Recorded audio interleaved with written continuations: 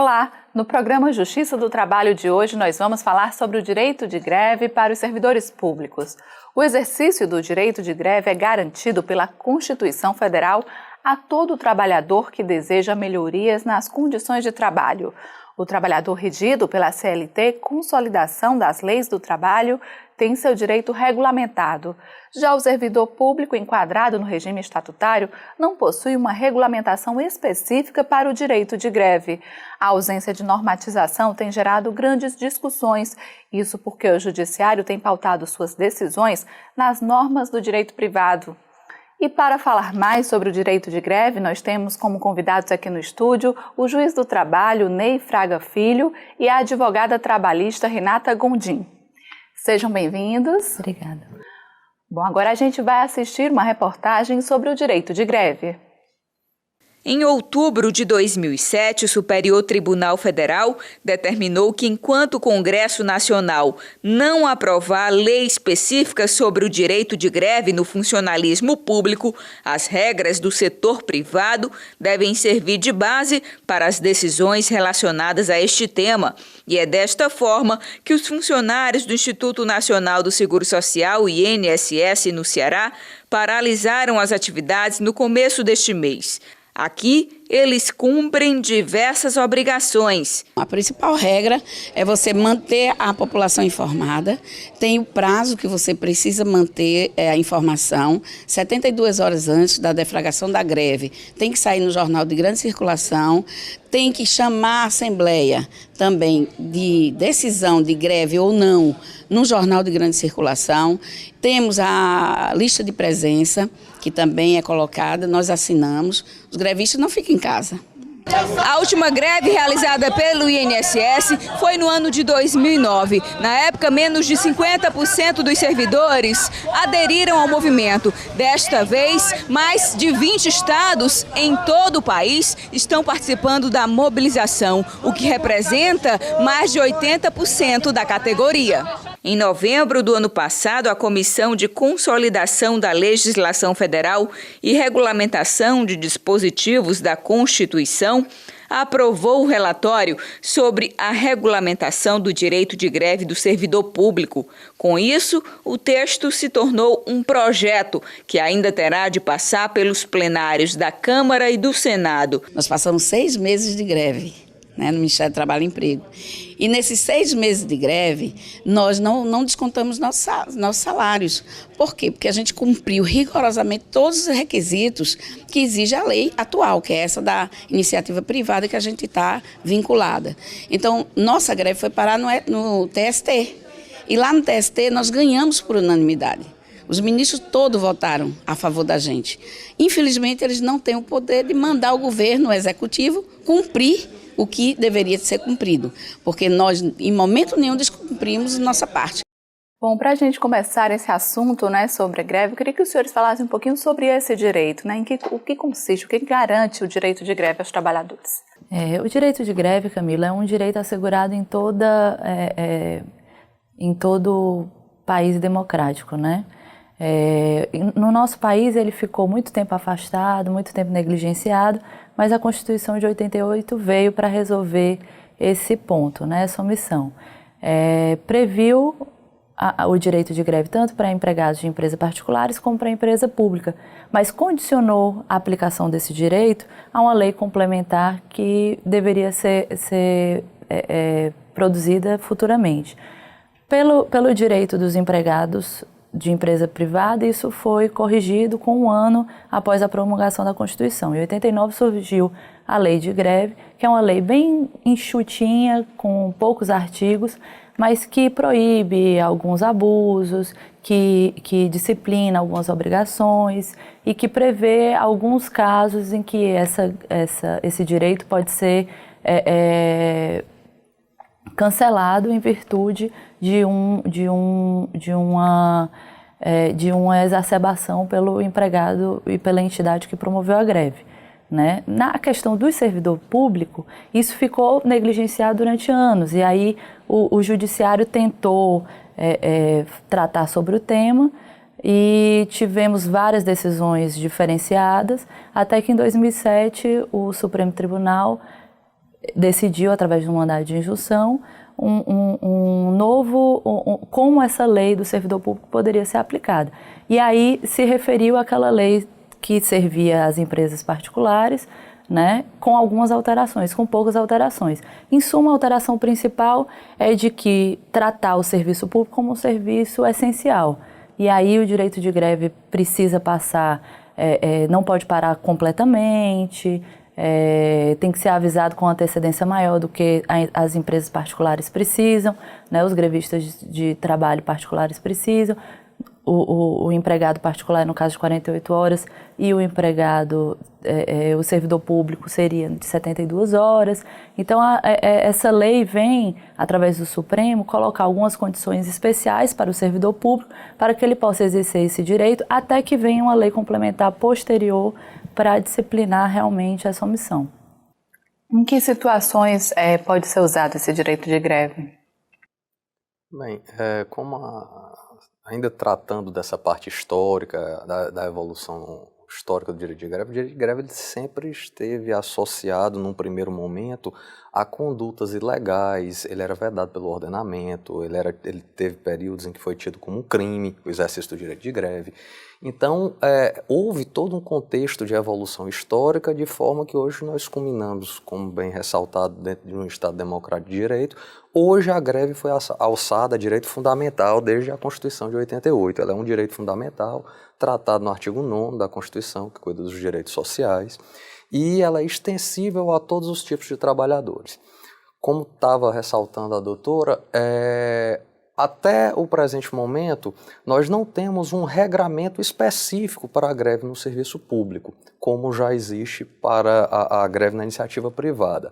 A Lei 7.783 de 89, um ano depois da nossa Constituição, já regrou o exercício de greve na iniciativa privada e não obstante já se faça bastante distante a data de promulgação da Constituição de 88, o nosso legislador até hoje não se deu ao trabalho de regulamentar a greve na iniciativa pública, no serviço público, a greve do estatutário.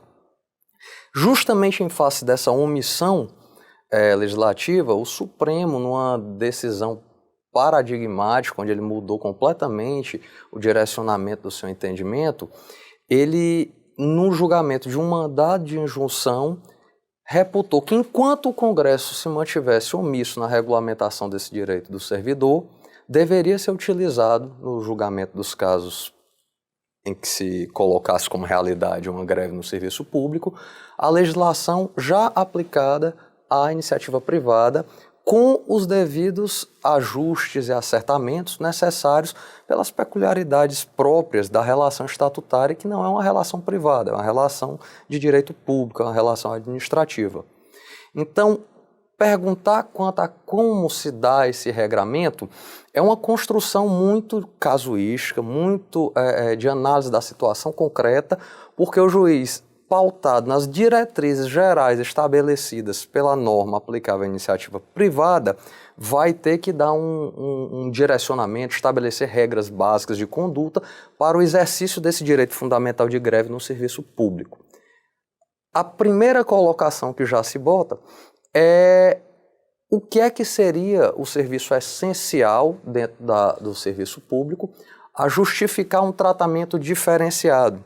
Uma vez que na iniciativa privada, isso é de mais fácil definição, eu tenho atividades essenciais que demandam, como a doutora ressaltou, um tempo maior de comunicação prévia para o início da greve, que demandam, que não demandam atividades que não são essenciais, uma manutenção de um quantitativo mínimo daquela atividade funcionando, ao passo que nas essenciais eu tenho um tempo maior, eu tenho que manter um mínimo da atividade em exercício.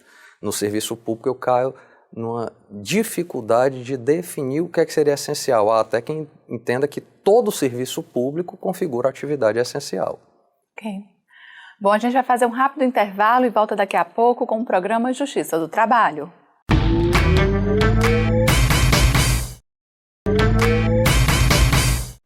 Voltamos com o programa Justiça do Trabalho, hoje com o tema Direito de Greve.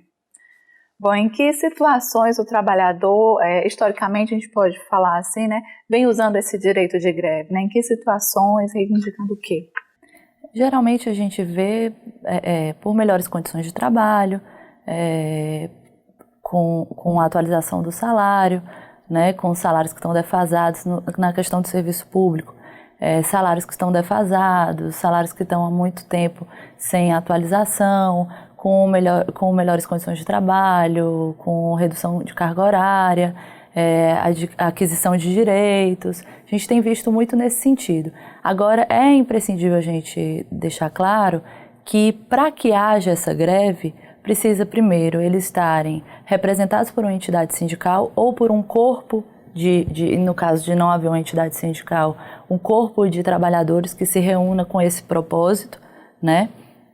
E que tenha havido tentativas de negociação com o empregador ou com a empresa pública a qual estão vinculados, né? Para que e realmente tenha havido uma negativa e eles possam instalar esse direito de greve nas suas variadas formas. Existem algumas formas, né, de greve, né, de tipos de greve. A gente pode aqui citar algumas. Isso. A greve, a doutrina, os estudiosos do direito de greve, eles trazem uma série de tipos de greve que são abordadas conforme a forma como ela se desenvolve ou o propósito da greve. A gente pode falar em greve de solidariedade, por exemplo, que é uma espécie de greve em que a categoria que está parando em solidariedade, por vezes, a outra categoria solidarizando-se à pretensão, ao interesse econômico daquela outra categoria que parou. A gente tem o que se chama de greve tartaruga, que é aquela greve de excesso de zelo, também chamada, onde eu pratico aquela mesma rotina de trabalho, mas com zelo excessivo, de forma que o trabalho fique mais lento, gerando um desconforto à pessoa que vai precisar do meu serviço. Eu tenho uma greve, a denominada greve trombose, que é aquela greve onde eu paro um setor nevrálgico, essencial, de uma indústria que acaba prejudicando todos os demais setores. Essas são formas mencionadas pelos estudiosos de greve como formas de greve. Já houve muita discussão no âmbito da jurisprudência e da doutrina da viabilidade, da legalidade dessas formas diferenciadas de greve, uma vez que o conceito legal de greve ele envolve uma paralisação concertada de uma coletividade de trabalhadores, o que, portanto, uma greve, por exemplo, uma greve tartaruga, fugiria um pouco a esse contexto, essa definição legal de greve. Mas, numa interpretação de concretização do direito de greve, que é um direito fundamental, que cada vez mais é defendida pela jurisprudência, dá um efeito concreto às normas de direito fundamental trazidas pela Constituição de 88, já se admite todas essas formas de greve, o que sempre houve de fato, porque greve é fato social também. O direito pode até tentar regulamentar esse fato para o melhor exercício, para o bem da coletividade, mas greve é fato social.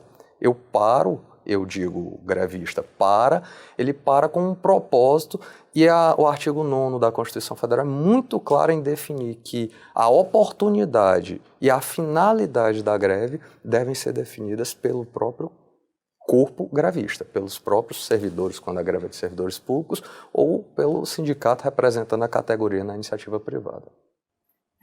Como é que fica a questão da competência judicial, né? A quem compete julgar, no caso, a legalidade das greves, enfim, tudo que é relacionado a isso.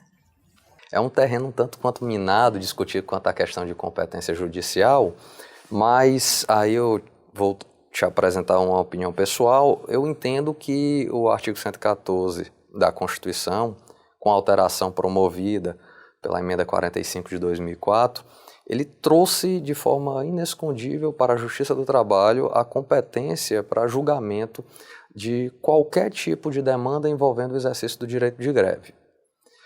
Mas nós não podemos ignorar que o Supremo vem construindo uma série de entendimentos que excluem da competência da Justiça do Trabalho as relações de trabalho estatutárias, ou seja, aquele tipo de relação inerente ao servidor público, regido por um estatuto próprio. O Supremo retirou da competência da Justiça do Trabalho e levou para a competência da Justiça Comum.